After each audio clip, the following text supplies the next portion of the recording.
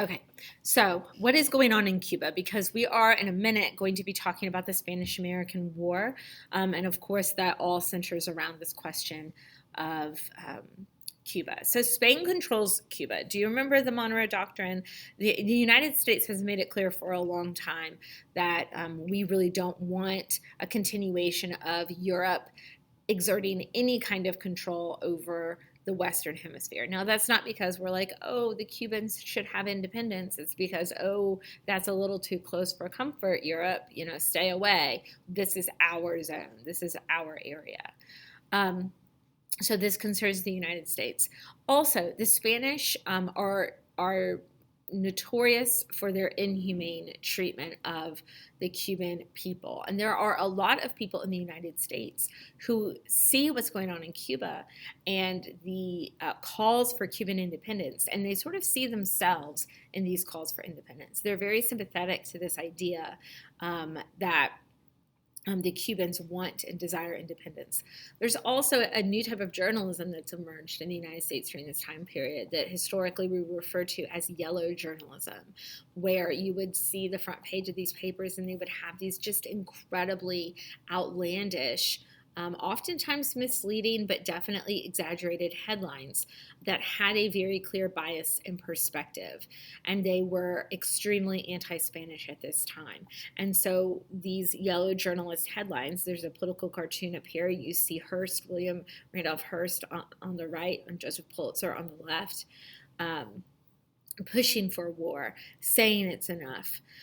There's something else going on here that I want to mention. We've talked about this desire for expansion and this frontier thesis, this idea that American identity is linked to being rugged, being individual, moving through these wide open spaces. American identity is also linked to the spread of liberty and the spread of democracy, and that really is going to start here with the Spanish-American War. And there's a book, I think it's even in my classroom on my bookshelf. I'm not seeing it right now, but it's over there somewhere. And it's actually called Fighting for America's Manhood. And the title cracks me up. But what it's about is the author is presenting this argument that the only reason why we go to war with Spain in the Spanish-American War is not because of anything to do with Cuba, but because we have a generation of men who hadn't been to war yet. And they wanted to sort of prove themselves.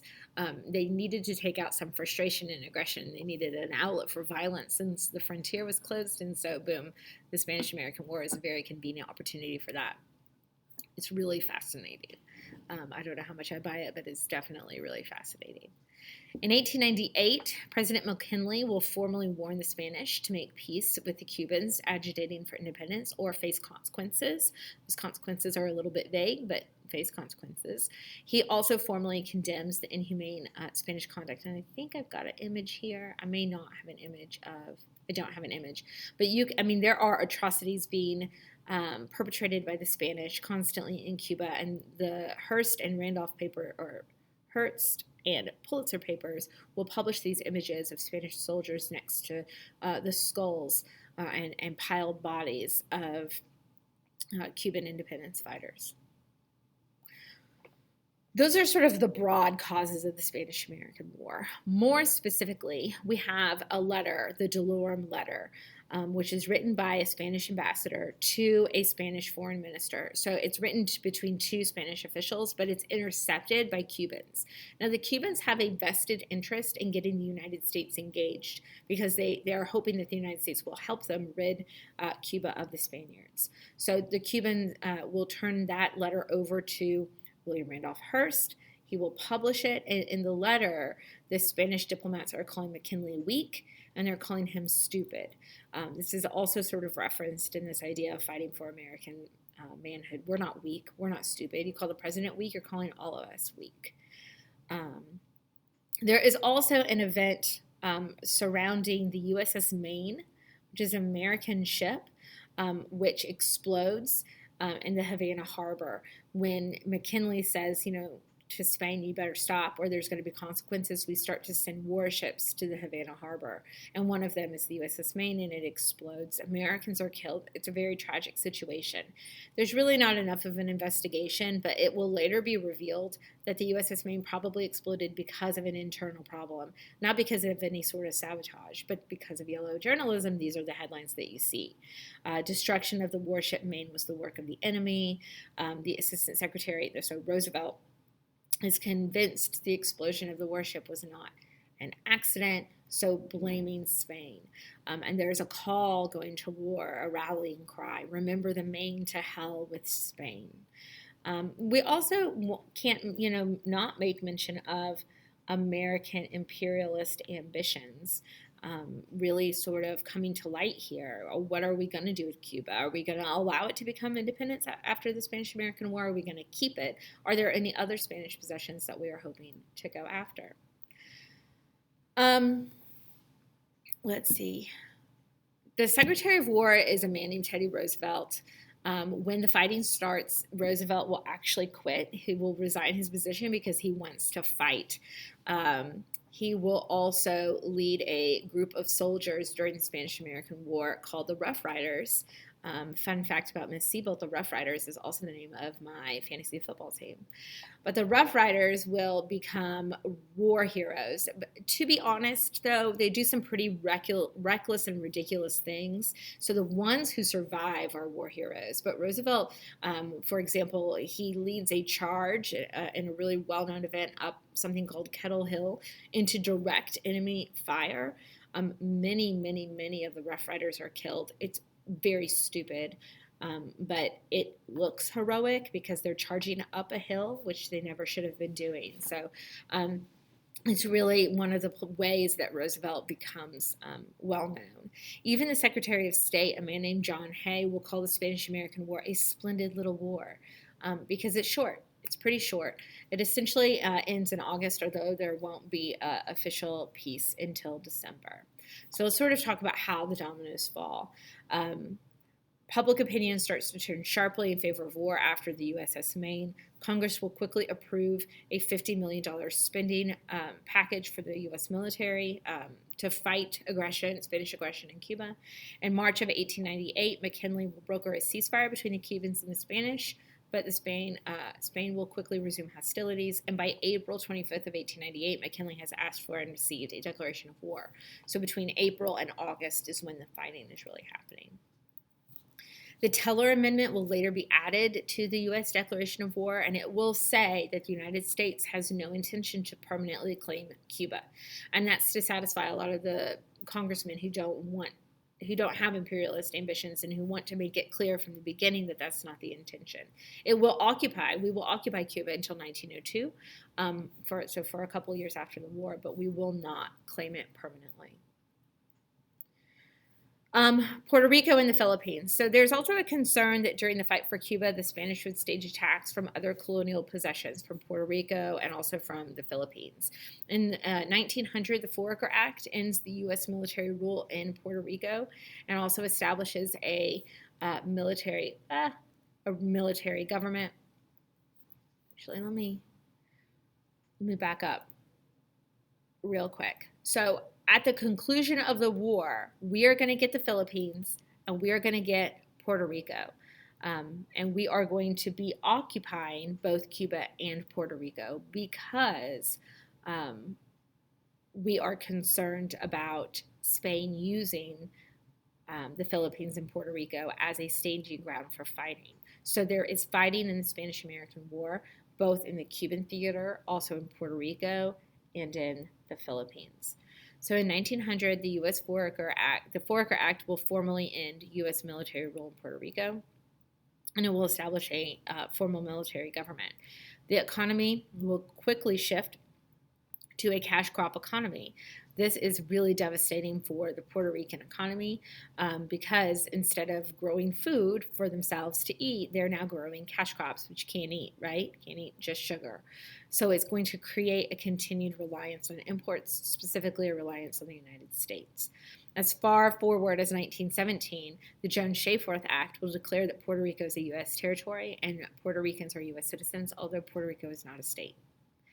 Um, in the Philippines, Commodore George Dewey will destroy the Spanish Navy at a significant battle, the Battle of Manila. And a Filipino freedom fighter named Emilio Aguinaldo, will support Americans.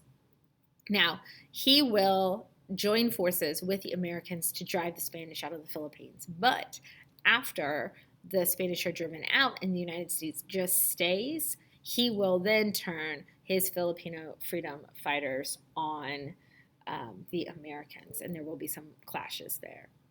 So what are we going to do with the Philippines? The Foraker Act settles the question of Puerto Rico, but what about the Philippines? Do we return them to Spain? Do we give them to another imperial power? Why would we do that? Do we allow them to have self-governance? Well, are they equipped, right? They're not white Christians, or at least they're not white, would be the argument. What about the strategic value of the land? Look how close it is. What a wonderful refueling stop this would be for Americans on the way to trade in East Asia. What about the Monroe Doctrine, right? We don't want to leave them vulnerable to another imperial power coming in and taking over. And again, I mentioned the whole sort of white Christian thing, and that's in reference to the idea of social Darwinism. This is a political cartoon. You see the world is watching McKinley, and he has the Philippines by the neck. And what will he do? Is he going to throw him off the cliff back to Spain, or is he going to keep him? Another McKinley political cartoon, there he is the waiter serving Uncle Sam. Uncle Sam is looking at a menu of options here. What will he choose?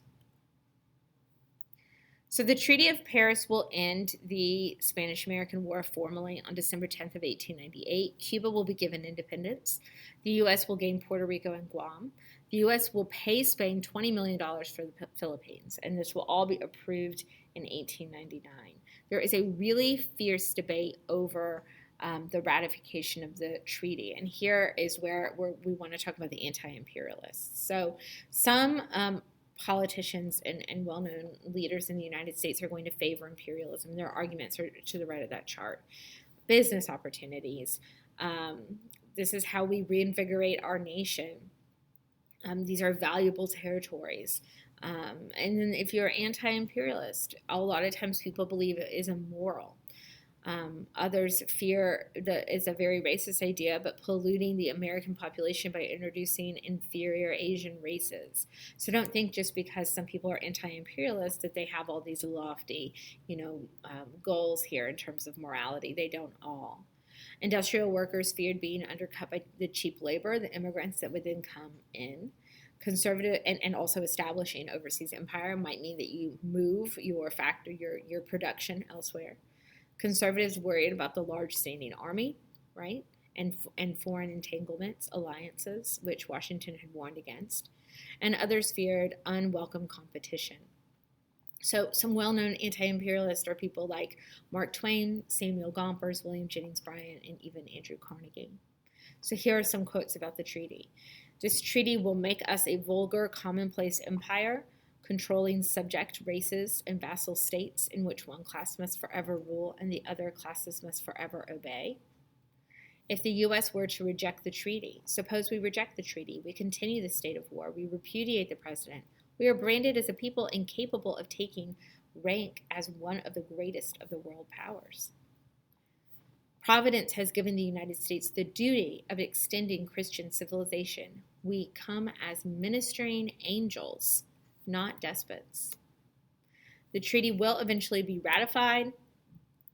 Bryan is really going to challenge McKinley, but McKinley is going to ride the success of the war to a second term, and maybe more importantly, Teddy Roosevelt. His popularity will propel him into the vice presidency, and McKinley will soon be assassinated, and Roosevelt will finish his term, thereby sort of getting his foot in the political war. McKinley also comes to realize that the U.S. military needs an overhaul. We defeated Spain, but Spain was weak, and their heart really wasn't in the conflict. And he realizes that if we want to be a player on the world stage, then we need a stronger military. So we will enlarge the military from 25,000 to 100,000 men. That's crazy big. The Federal Army standards will be established. So this is how we should all be training. We don't need to rely on random guys that we're going to call Rough Riders to fight in war for us. We're going to have a standardized basis for training, and also establishing a system of officer training schools, as well as the Joint Chiefs of Staff to advise the president so that everyone is on the same page. They will also make sure that Cuba has some very specific rules of engagement. First of all, Cuba is not going to be allowed to make any treaty with another nation that would weaken its independence. Cuba is going to have to allow the United States to buy or lease naval stations in Cuba. This will be Guantanamo Bay.